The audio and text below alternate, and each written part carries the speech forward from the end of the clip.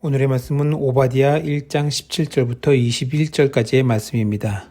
본문은 에돔의 멸망을 예고하는 한편 멸망했던 하나님의 백성들을 회복시키시고 하나님 나라를 수립하게 되는 그 약속을 전하고 있습니다. 오늘은 우리를 멸망에 이르게 하는 다양한 죄에 대해 함께 나누도록 하겠습니다. 본문에서 언급하는 에서 족속은 에돔 족속을 의미합니다. 에돔은 야곱의 형 에서의 후예들이지요.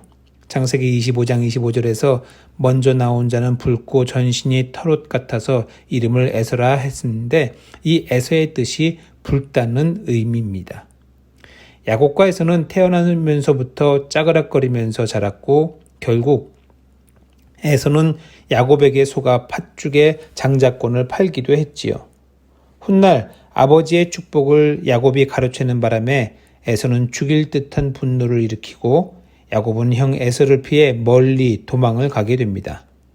오랜 세월이 흐른 뒤 둘 사이에는 화해를 하기는 하지만 같이 살지는 않고 에서는 가족을 이끌고 세일산으로 가서 거기서 큰 족속 에돔 족속을 이루게 됩니다. 그렇다면 에돔 족속을 향하여 심판과 멸망을 예언하는 이유는 뭘까요? 잘못도 없고 죄도 없는 에돔 족속을 하나님이 심심해서 벌하실 리는 없고 무슨 잘못을 지었던 거겠습니까? 우리 사람이 저지르는 죄악은 그 죄의 대상에 따라서 몇 가지로 구분할 수 있을 것 같아요. 먼저는 나 자신에게 저지르는 죄악입니다. 예컨대 중독을 생각해 볼 수 있어요. 알코올 중독, 마약 중독. 나를 망가뜨리는 것은 나 자신에게 저지르는 죄가 되는 거예요. 나라는 존재는 하나님께서 천하보다 귀하게 여기시는 소중한 존재이므로 귀중히 여기는 것이 마땅합니다. 둘째는 하나님이 지으신 피조 세계에 대하여 저지르는 죄악입니다. 자연을 훼손하고 환경을 오염시키고 피조물들의 생명을 함부로 하는 것도 땅을 사랑으로 다스려야 하는 그 하나님의 명령을 어기는 거예요. 셋째는 형제 혹은 이웃에게 저지르는 죄악입니다. 대부분의 윤리적인 사회적인 범죄가 이에 해당할 거예요.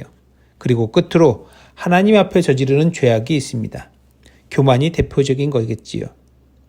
오늘 우리가 읽은 본문에서만 본다면은 에돔 족속이 멸망의 심판을 받는 이유는 세 번째 죄악, 형제와 이웃에게 저지른 죄 때문이라고 할 수 있습니다. 에돔 족속은 에서의 후예로 이스라엘 야곱의 형제였는데 이삭에게서 같이 태어난 형제인데 그러나 이스라엘 역사에 있어서 에돔은 반복해서 이스라엘을 괴롭히는 족속이에요. 이스라엘 민족이 출애굽해서 가나안으로 가는 중에 에돔 땅을 지나게 되었어요.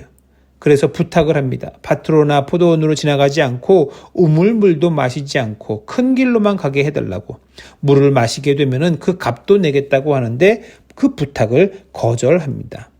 그 후로도 남북 왕국 시대에도 기회가 있을 때마다 유다를 침공하고 괴롭혔고 뿐만 아니라 바벨론이 유다를 공격할 때에도 앞장서서 침공한 것이 바로 이 에돔 족속입니다. 같은 아브라함의 후손인데 형제된 입장에서 돕는 것이 아니라 대적하고 압제하고 침략하고 결국 그로 인해서 에돔은 오늘 본문에서 보는 바와 같이 심판을 예고받게 돼요. 그뿐만이 아니라 이스라엘의 구변 국가들 중에서 유일하게 긍휼의 약속을 받지 못하는 게 바로 에돔 족속입니다. 그렇다면 이스라엘 민족과 사이가 좋지 않다는 것 때문에 심판을 받았다는 말일까요? 네, 그것 말고 또 있지요. 이보다 더 심각한 죄가 있는데 바로 하나님 앞에서 저지른 죄가 있어요. 그게 바로 교만입니다. 오바댜 1장 3절에 보면은 너의 마음의 교만이 너를 속였도다 라고 말하면서 교만이 심판의 이유임을 말해주고 있습니다. 남북 이스라엘 왕조의 멸망도 그렇고 인류 역사 중에 나타났다가 패망한 모든 왕국과 나라들도 마찬가지입니다.